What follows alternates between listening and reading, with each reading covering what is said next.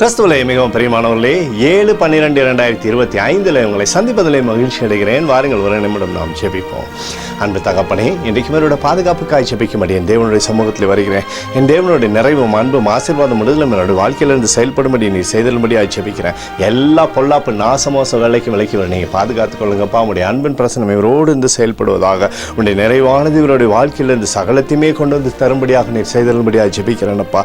உடைய கிருபைக்குள்ளாய் மூடி மறைத்துக் கொள்வீராக. இயேசு கிறிஸ்து சிந்தின பரிசுத்த ரத்தத்தை இவர் மீதும் ஒரு குடும்பத்தின் மீதும் செய்கிற சகல காரியத்தின் மீது பூசுகிறேன். ஆகவே இந்த நாள் முழுவதும் மகிமையின் ஆசீர்வாதம் இவரோடு இருப்பதாக, நீர் தருகிற நிறைவு நாளை இவருடைய வாழ்க்கையை நீர் திருப்தியாக்கி வழி நடத்தும்படியாக ஜெபிக்கிறேன் அப்பா. உடைய கிருபை கோளுக்கு கைத்தறியும் இவரை தேற்றட்டமப்பா. சங்கீதம் 122:7 உன் அலங்கத்திற்குள்ளே சமாதானமும் உன் அரண்மனைக்குள்ளே சுகமும் இருப்பதாக என்று சொல்லி எழுதப்பட்டக்கூடிய வார்த்தையின்படி எப்பொழுதும் உடைய நன்மை இவருடைய வாழ்க்கையில் இருக்கட்டும்.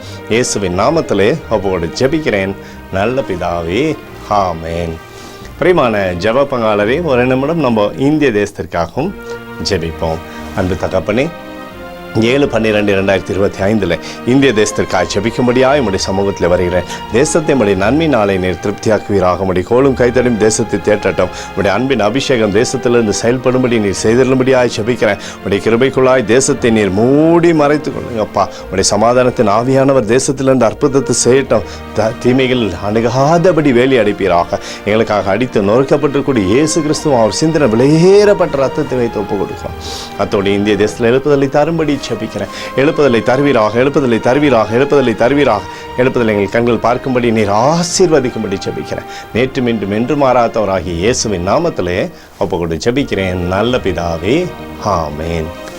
பிரியமான ஜெப பங்காளரே, ஆண்டவர் நம்மளுடைய ஜெபத்தை கேட்டிருக்கிறார். நாள் முழுவதும் கர்த்தராகிய இயேசு கிறிஸ்துக்குள் நீங்கள் வளரும்படி உங்களை வாழ்த்தி ஆசீர்வதிக்கிறேன். அத்தோடு வருகிற 19ஆம் தேதி நடக்கக்கூடிய கிறிஸ்மஸ் சேரிட்டி ப்ரோக்ராமுக்காக ஜெபித்துக் கொள்ளுங்கள். அதோடைய தேவைகள் சந்திக்கப்படணும். கர்த்தர் அநேக ஜனத்தை ஆசீர்வதிக்கணும். ஆமென்.